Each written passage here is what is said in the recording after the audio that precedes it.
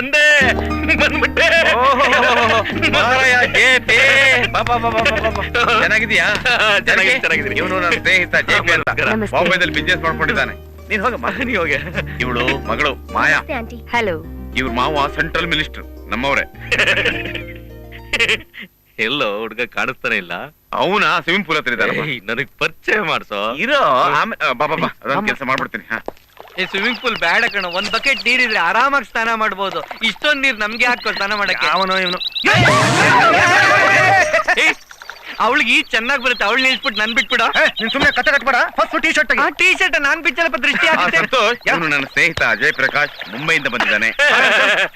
ಹಾಕು ಚಿಕ್ಕ ಹುಡುಗ.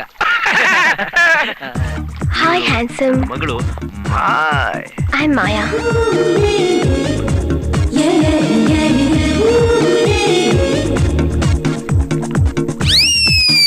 ಸಾಕು, ಚಿಕ್ಕ ಹುಡುಗಿ ಏನಾರ ಆಗ್ಬಿಟ್ರೆ ಅಯ್ಯೋ.